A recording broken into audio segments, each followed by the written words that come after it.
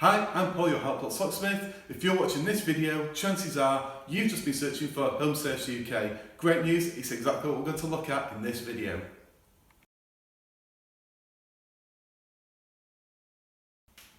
So the first thing to consider when you're choosing your home safe is where is your home safe going to go? So firstly you need to think about where in your home the home safe is going to be situated. Bear in mind that a home safe, to meet its insurance approval, it needs to be either bolted into a brick wall at the back or bolted into solid ground at the bottom. Even if it's going through floorboards, you're going to have to locate the joist underneath the floor so it's bolted into the joist and not just a floorboard that can be cut out. The other thing you need to think about then is how much space. Now you've got your allocated space and where it's going to be bolted, how much room is there? So if it's inside a cupboard, you need to find out the width, the height and the depth that you've got to play with to ensure that the safe that you order is going to fit in the space that you've allocated. And one final thing to think about in terms of location is the weight of the safe. If it's a particularly big safe and it's a heavy safe, if you're not going to have this delivered to a ground floor, you need to be thinking in your mind about how you're going to get your safe to the location that you're going to have it fitted.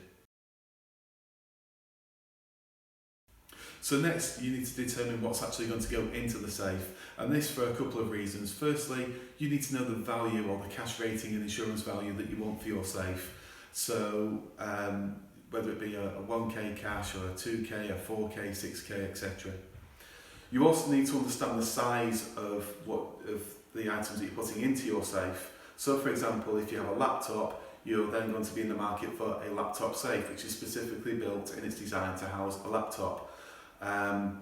Also, you might find that you might want to house jewellery, documents, cash, medicines. All of these things will change perhaps the size of the safe that you're going to end up with. And remember, when you are choosing a safe, don't just think about what you need it for today, future-proof it. So if you're thinking that you want to put £15,000 worth of jewellery in a safe, but in a few years' time you might have grown that collection, it'd be well worth making sure that you maybe go up and get a slightly higher value safe so that you're not having to buy new safes in the future. So remember to future-proof it, make it a one-time purchase and not something that you're having to continually update.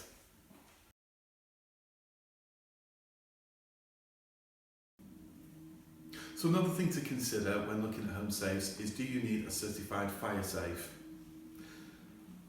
If you're keeping documents in your safe such as birth certificates, passports and other important documents, and you want them to stand up or be safe in the event of a fire or extreme heat, then I would strongly recommend this.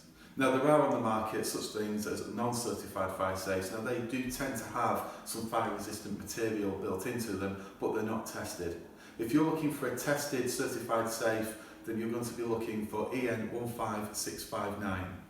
These are tested in 30-minute increments, and so then you will get a rating for what it is and how long it's fire safe or it's heat proof for.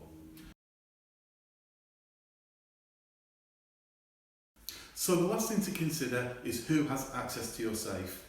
One way that you can access a safe is through key, which is simple to use, but of course a key is only as safe as a place where you leave it, and of course keys can get lost.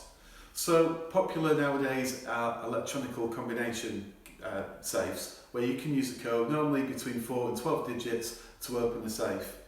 Some of these may only allow 1 or 2 codes, some may have multiple users, and the multiple user ones can be very useful if you want to keep an audit trail, as some will allow you to do, and also give people different codes, so that if you need to delete somebody, you can delete that one person's code and not have to reset everything for all of your other users.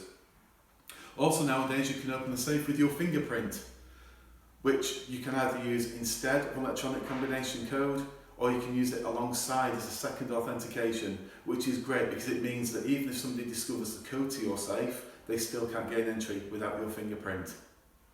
So, now that we know where the safe is going, what's going to be stored in it and the cash rating that we need to be looking for, whether the safe needs to be a fire certified safe, and we know how many users and how we want to operate the safe, actually choosing a home safe should be as easy as those 4 simple steps.